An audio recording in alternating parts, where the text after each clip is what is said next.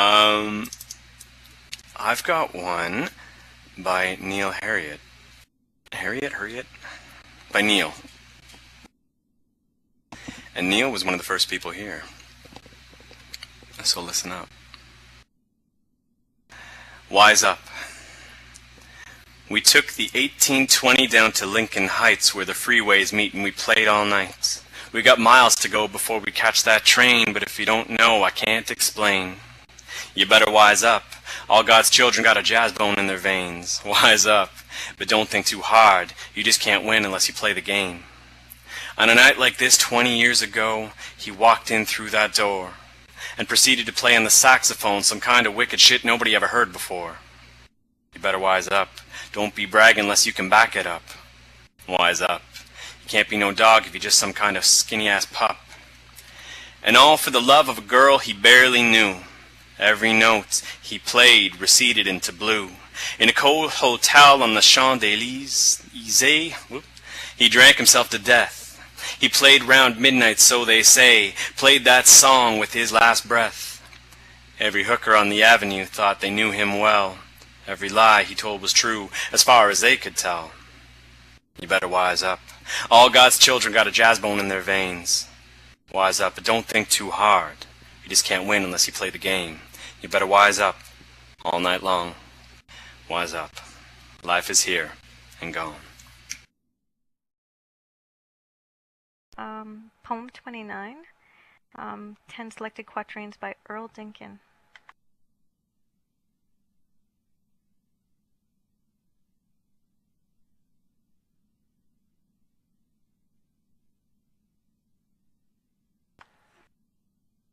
Poem 29. Deep in the recesses of time's eyes, a curve curves or a line lines. Maybe it changes, each asks for rhyme, and mere darkness darks or mere shine shines. Should I love you with lines or curves, my paintbrush needs to know. Wherever decide becomes decision, that's where I will go. Creativity and mental illness, the magnifying glass to the ants. Let's raise a toast as wide as wellness. To the elbows then let's chance. Roll the eyes back into the head, slack the jaw and stand unbalanced dead. Chance the lottery of the dancing lobotomy and lean towards a partner to wed. A woman who focuses inward and hears not how babies cry and shields herself from the hungry quoting near the wishing they could say that's why. I see women on stepladders cooking in kitchens at their 10-foot-high countertops, and embedded into their ambitious soccer fields I see their giant shopping carts, where elephant stacking reaches the usual limit. The good of any copy looms near the fear of what it might be like if man understood cartoons. It's always dankest before the wrong, where haven in the mind repeats and hurries shines upon the shown, where the worries can grow obliques. I put my faith in corporations, individuals I fear. That's the opposite of misguided rust, yet the sleep well of unsteer. How far do vibrations go from wrong so none or tall, to stand beside a nebula, or was the mood that small? That is an amazing poem, and I'm sorry I stumbled a lot. I was passed a poem that I was terrified I would be passed. And alas, here it is in my inventory. I'm going to read Pinball by Stosh Quartz. And I apologize if I totally butcher this. Pinball by Stosh Quartz. So this fella comes along, right? And he shoots a ball right at my alley. Bling, ping, pling! Talks kindly, gently. Ping, pang, ping, ping, ping! Lights up all my specials. Flash, bling, ping, pling! Ping, ping, ping, ping, ping! He's funny, intelligent, bling, bling! Warm, romantic, bling, bing, bong! And married. Tilled. Aw, darn. Next player. That poem rocked. And good reading, too. That's fun to read.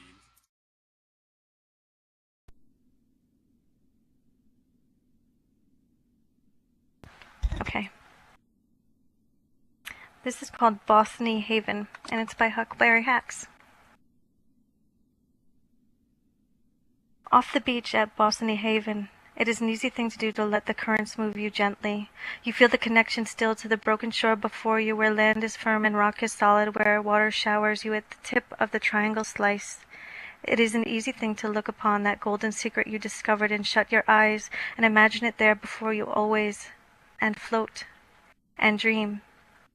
And open, see the shore pulled suddenly distant, feel cold waters tugging at your shoulders. It is an easy thing to panic, to fight for breath, to thrash, to be gripped with a sudden fear that this distant look could be the last one you have and all else left to view will be flat, featureless sea, until finally you are swallowed by it. It is a tale with a single, inevitable ending.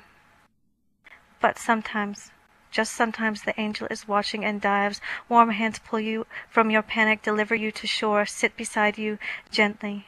And you realize that you have just been saved, and further that nearly drowning has an upside it can make you a better swimmer. Oh, lovely. Thank you. Hope, if it's okay by you, I'm going to read three. All three of them are really short, but I was sent them a while ago. I'd just like to do them all at once. They were sent to me It's okay by... with me. Okay. They're really short, though, so prepare for that. They're by Jon Saxondale, all three of them. I have Isabella 1, Isabella 2, and Isabella 3. Here's number 1, and I hope I do these justice. Isabella, in the classroom you hinted where you'd be. I went there. By the pool you sat, topless in the sun. You tasted bitter, salty, and sweet. One regret, or maybe two. I like Jon Saxondale stuff. I'm going to keep going with these. This is Isabella 2. Isabella 2. I could not photograph you naked, though I could have asked. Instead, I chose to photograph a wet, freshly washed bedsheet. It was lovely and reminded me of you. Sweet mercy. I don't know how to write like this, so I hope I'm reading it right. But I really, really like these poems. Isabella 3, and then you're up. Isabella 3.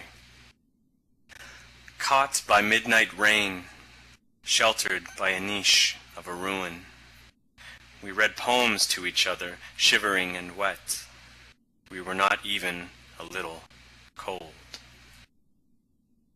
Thanks, Jon. To me by Corwyn, called A Night at Rusty's, and it's by Corwyn as well. Cigarette smoke curls through the spotlight, while the voice of the chanteuse curls around my ears, sending shivers through me, making my body vibrate with passion, almost too intense. Her voice is soft, low, alluring like the ocean waves, drawing me onto the rocks of her song. I close my eyes, drifting with the music, and let the tides run me aground. She pauses now, stepping back to let the band begin, an improvised break, trading eighths back and forth, the melody of the song discernible only in the competing of the other players. The guitarist plays swift arpeggios, his fingers running up and down the fretboard in seeming wild abandon, but each note exact, precise, like a lover who knows his partner very well. The pianist takes over, his hands dancing, at first lightly like butterflies, now crashing down in full chords like Zeus's lightning, striking with full power of the storm, intense, vibrant, electrifying. Wending their way back to the song, the band steps musically aside as the singer retakes the stage to finish. Her voice holds me, caressing sweetly, leaving me, at last, exhausted.